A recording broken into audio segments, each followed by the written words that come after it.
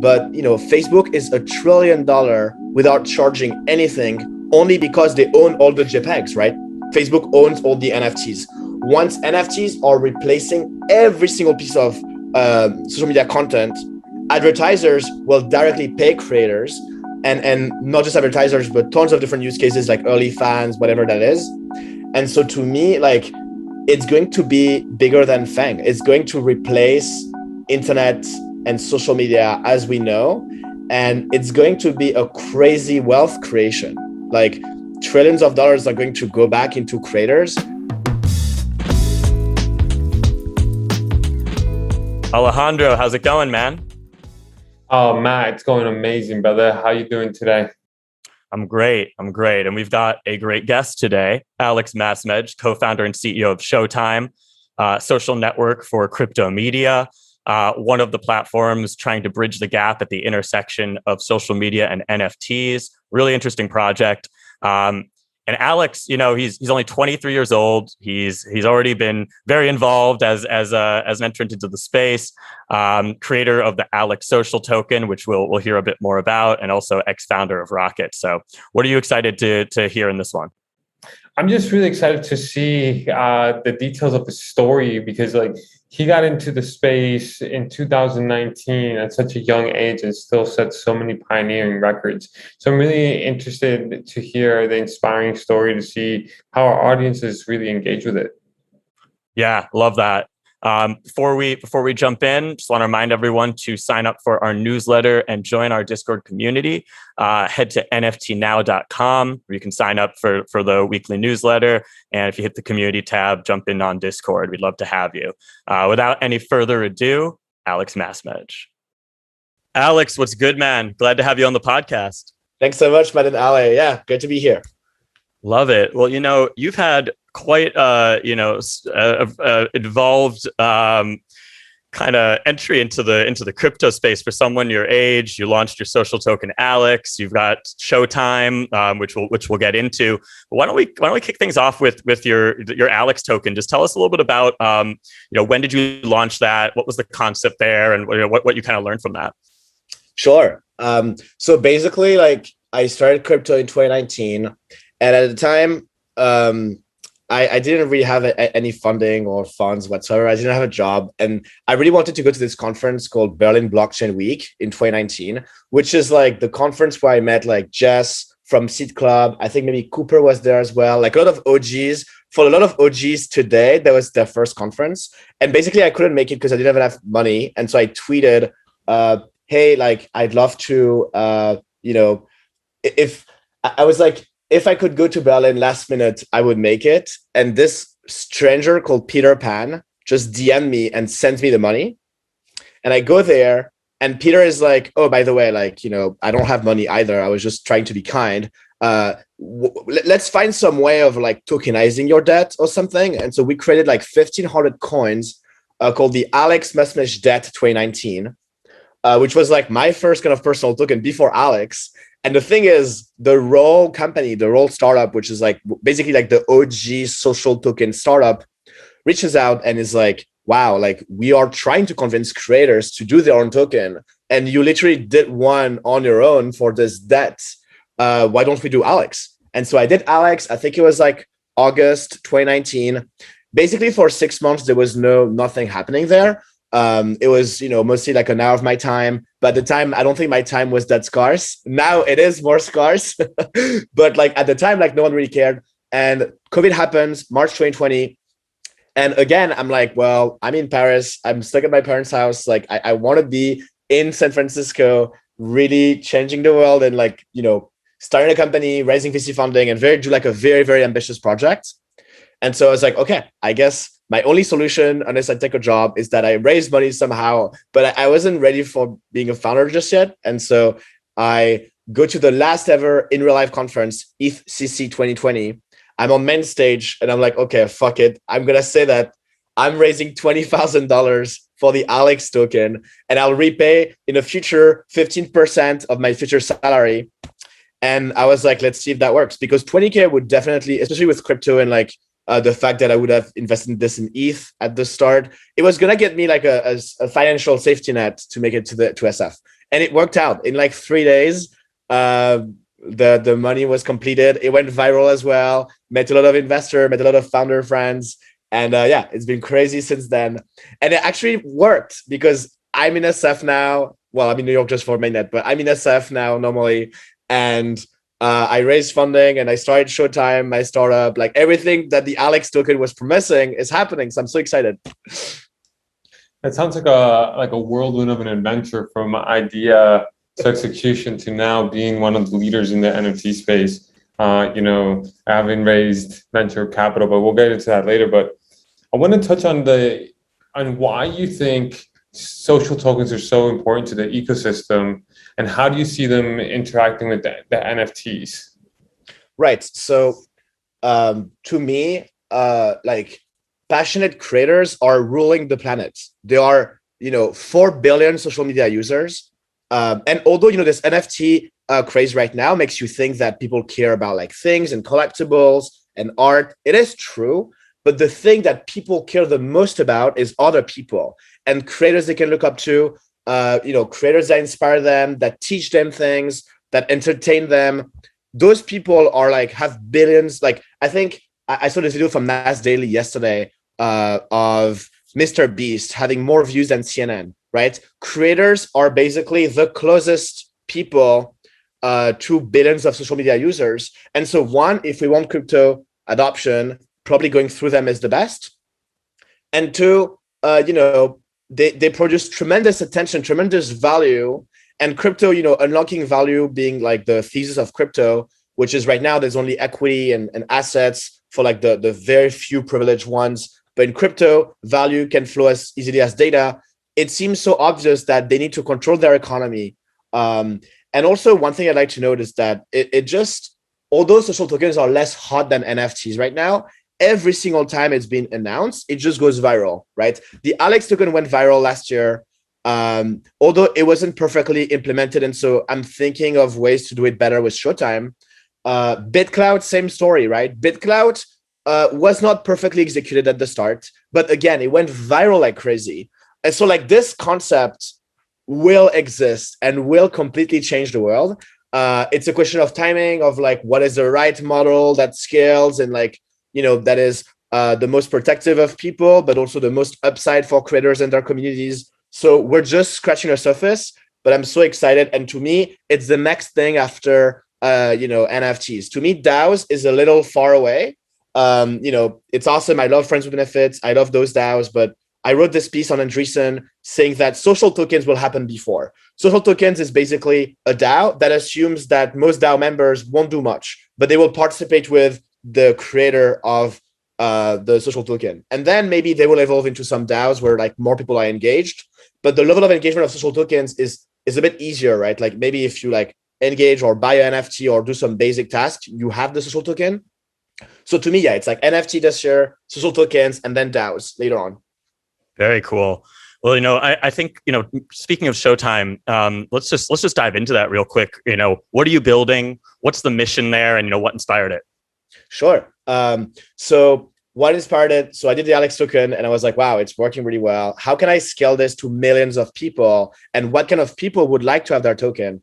And it turns out, so online creators really need it because they're under monetized right now. Facebook is taking 100% take rate. All of the social media platforms are taking so much money from them, and they have a lot of distribution. So if they release, anything that could be monetized, that would be awesome, and there would be like some sort of value share or something that we can find with social tokens.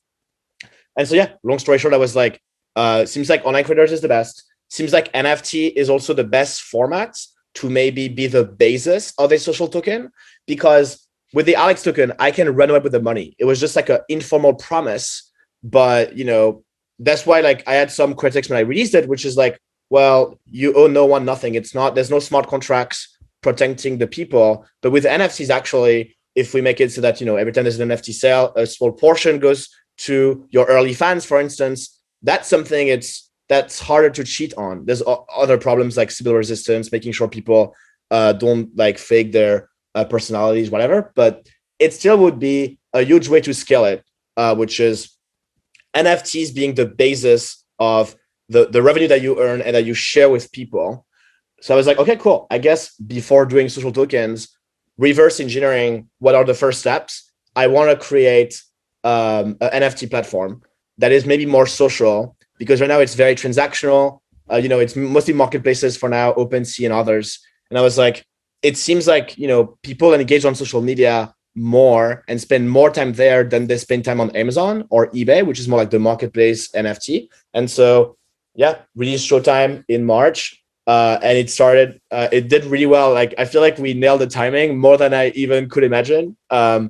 And so it's been awesome. And I guess the mission is, well, fairly value creators. Creators are not valued right now to their fair price because of social networks today. And the crazy part is that if we fairly reward them and reward their community, we can maybe make it so that billions of online users actually can benefit from crypto and earn cryptocurrency from their normal internet usage, which is kind of mind-blowing. Like, Axie Infinity, this game, is right now paying people that are not professional players.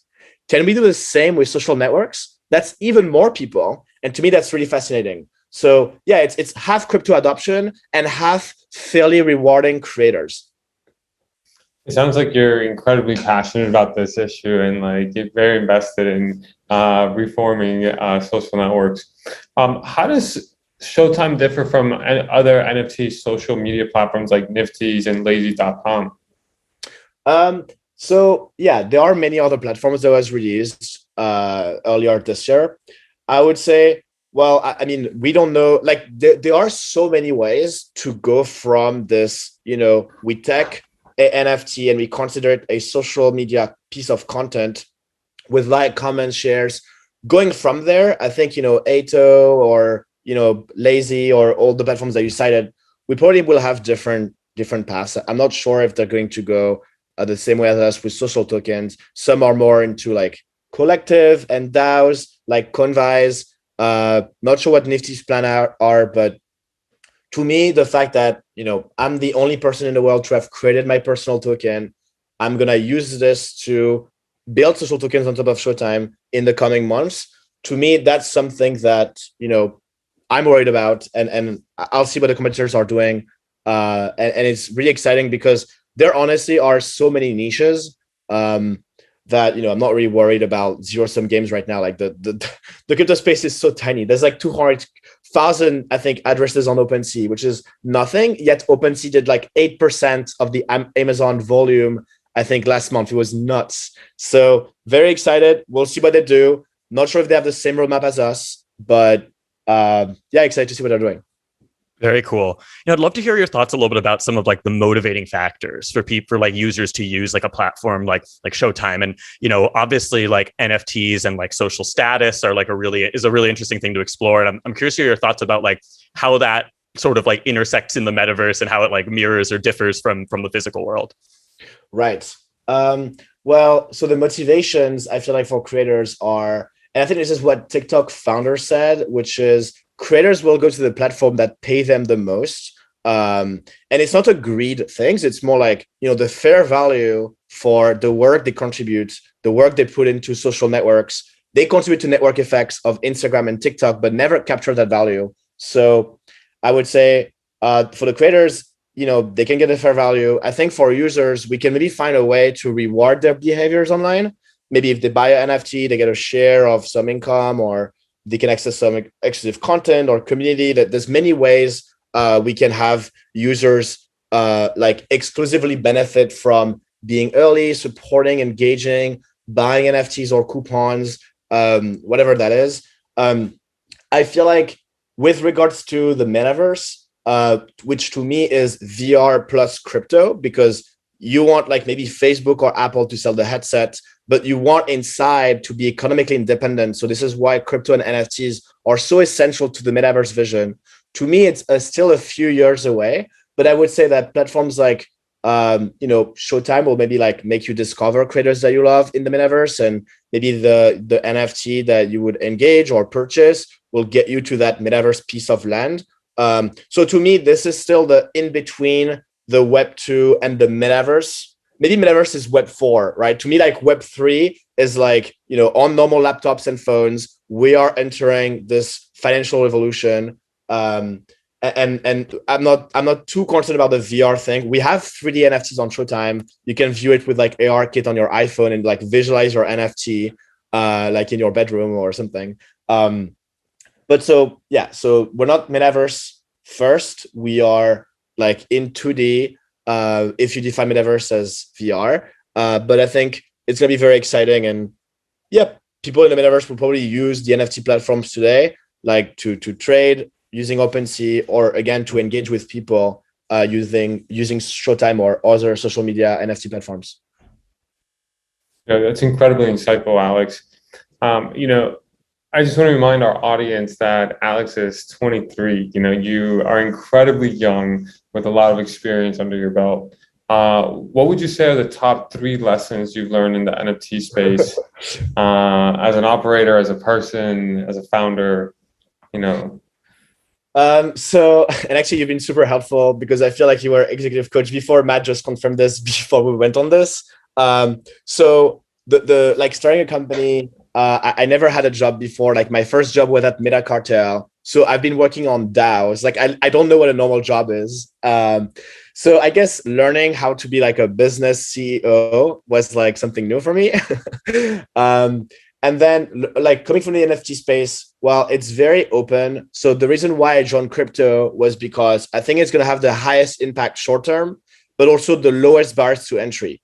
So right now, like before, maybe like the internet boom was maybe like more like 20 something in California specifically. Now with the NFT space, we're seeing teenagers, we're seeing like more senior people too that previously were priced out of startups, which are like 50 plus and like doing awesomely. We're seeing Europeans like Ave. I'm French myself. Like I feel like a lot of it's not purely fair, and we're not seeing like founders truly from all over the world, or like from all ethnic background, or but we can see an improvement over the internet.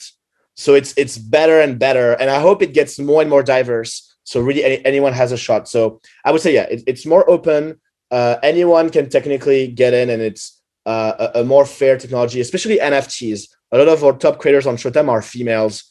And they're making millions of dollars, which I think is a really awesome thing, because we're setting a new wealth layer. So it's great to make it as diverse as possible. So it's pretty open, and because it's very open, people like me being like skyrocketed to running a company, like I have to catch up on years of learnings that normal FANG founders have gone through previously. So. Yeah, I guess other insights include the fact that the NFT space moves very fast. The crypto space moves very fast, but I don't think like most people that this is overwhelming. I actually feel like this is an enormous opportunity, because every 2-3 months, if you really nail a wave, you have an extraordinary start for your company. And I think that's really great. So like, because of loot and composable NFTs, I'm sure there's like a remix NFT startup that can emerge now in the next month or two, and that would be a really awesome project. I can see in the future TikTok duets 50-50, like splitting the NFT revenue. So every innovation in crypto makes for many companies, many opportunities to really push the space forward.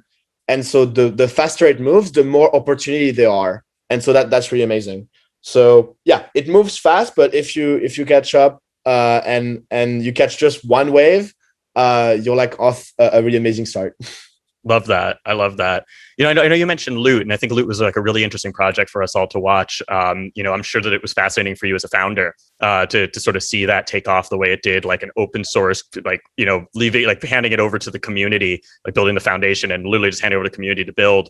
What are your thoughts on that project? Like, and what do you think are some of the lessons learned from it for people who are building in the space? Right.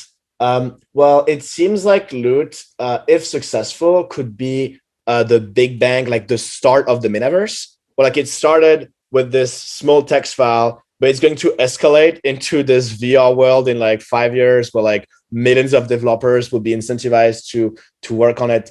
I think, yeah, like there was never composable NFTs until Loot.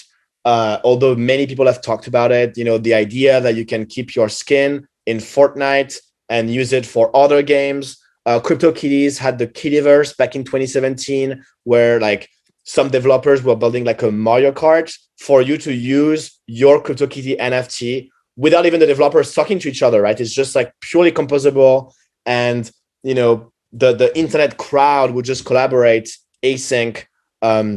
So to me, Loot reminded me that the crypto space is still very early, because the way they achieved composability was not to create two games and like the game items would transfer from one game to another. It was like, okay, let's just create text so that I can use like all the existing knowledge of the industry and the existing builders, which are smart contract developers building other text files, or digital artists building visualizers. And so instead of like expanding the NFT space, it kind of went backwards, and we're like, okay, because the tooling is so early and raw, let's go backwards and do something even more simple. And so to me, I was like, composability is obviously amazing for NFTs, but the fact that we don't have more tooling and we are reduced to text means that we're still in really day one of NFT composability. But that's really exciting to me, and I'm excited to see what Loot's games or creators, influencers, like tons of people are going to come out of it, and I think it's going to be very interesting. The challenge is how to coordinate. I think YFI in DeFi went through the same problem, where like it was launched during the DeFi craze before the NFT craze, and after a little while, there was like a lot of people trying to work on it, and they failed to coordinate short term, but then it went really well. I expect the same with Loot to happen. I think Loot was a bit struggling with all this like excitement to really have a vision. But I think that they're on their path to find out. Very interesting. In that same vein, what do you feel are some of the key milestones that need to happen to foster mainstream adoption of NFTs? So to me, it's going to be perhaps a better wallet experience. I don't feel like right now, like MetaMask is basically taking the entire wave. They went from 6 to 10 million users, but it's pretty consensus that MetaMask is like, a OG tooling, and it's going to be hard for people to use.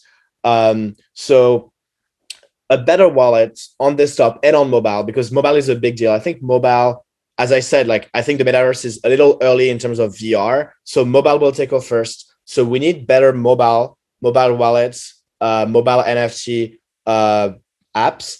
Then we probably need also layer 2 solutions. So right now there's Polygon and Blockade Games, Neon District. I've used it for years and it's been awesome. Polygon, Optimism, Arbitrum, all of those platforms that make it free to create, to transfer NFT are necessary. They're about to go live. Like I think Arbitrum is live for the past 2 weeks. Optimism is going to be live soon.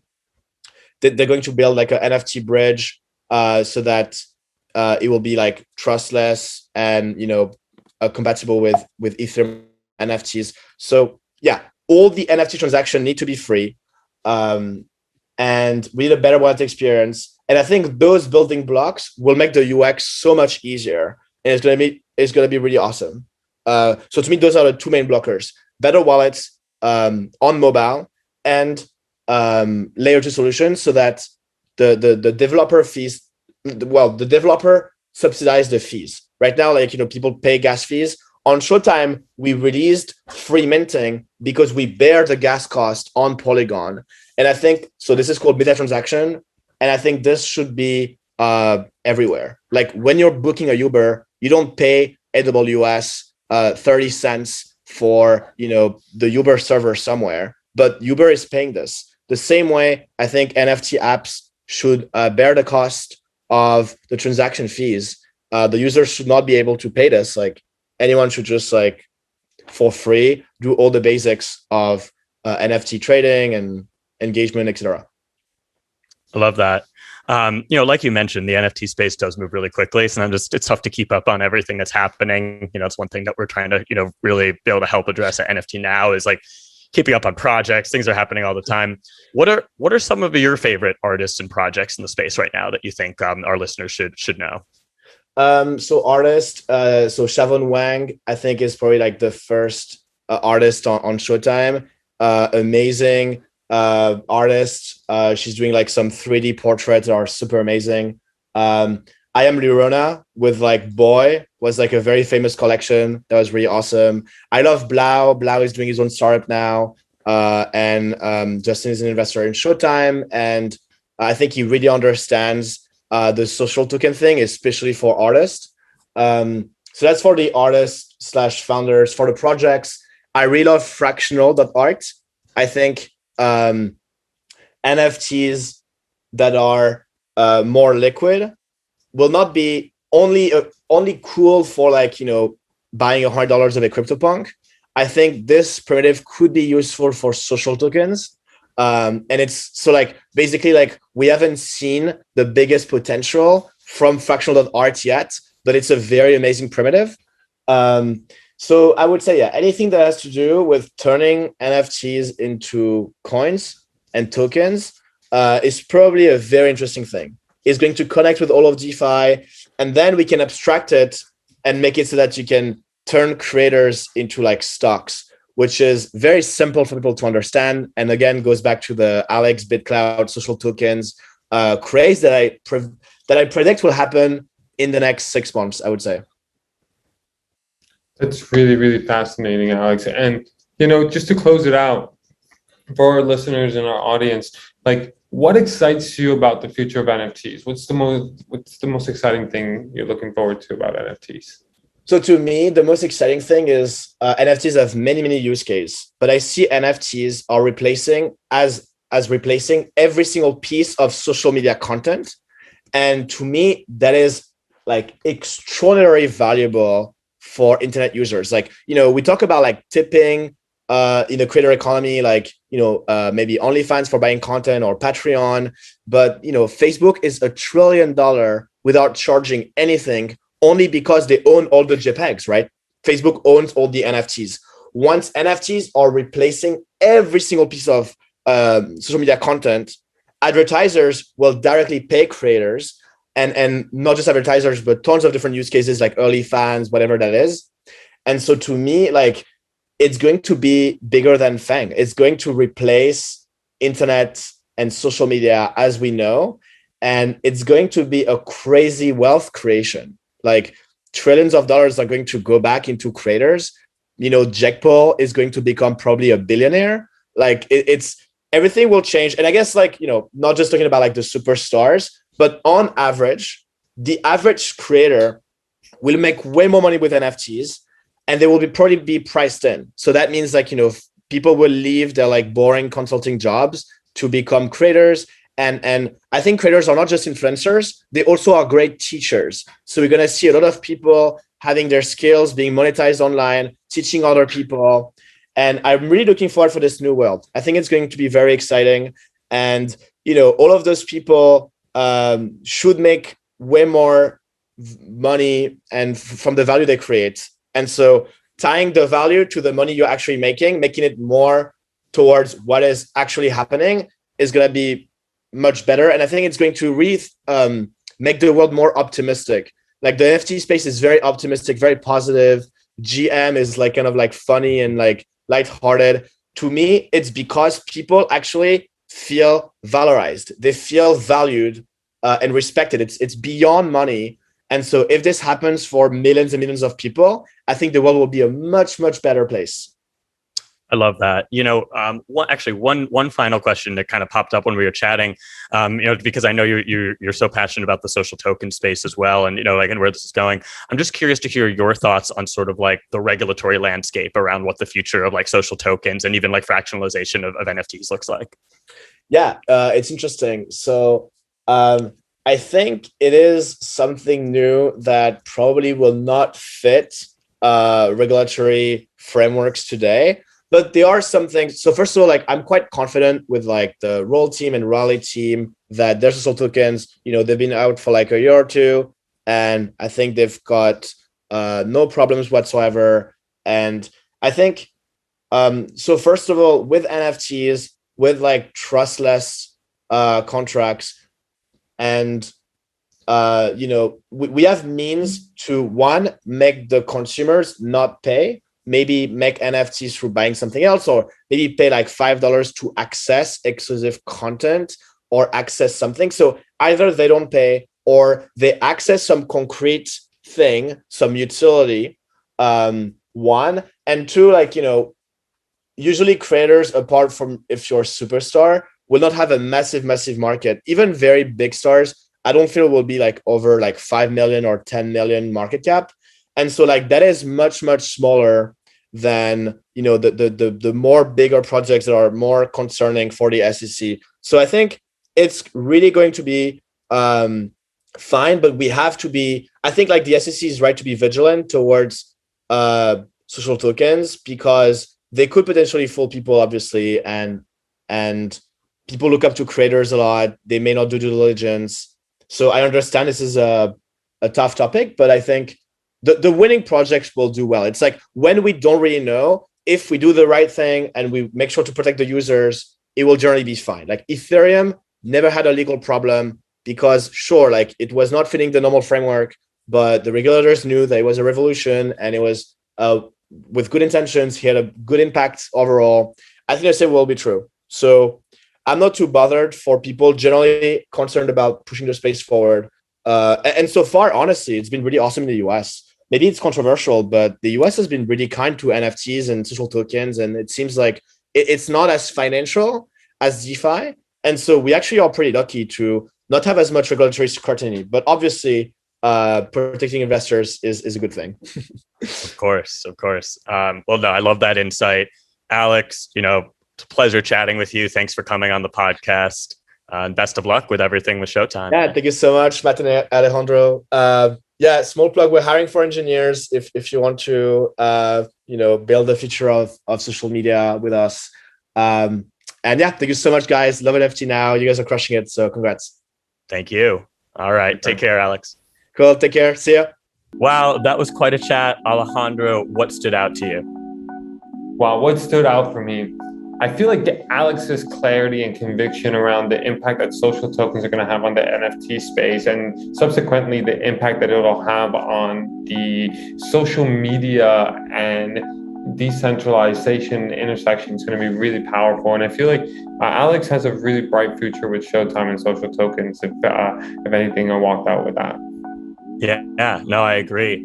I loved his thoughts on, Web 2, Web 3, and as he put it, Web 4, looking ahead to the metaverse. He's always been a forward-looking person, and I'm excited to see what he has in the works for Showtime and beyond. Before we leave you, just a little reminder, if you like what you're hearing, head to whatever podcast platform you're listening to us on, and we'd love to get a 5-star rating, a little review there. We hope you're enjoying this as much as we're enjoying giving it to you. So thank you, and until next week.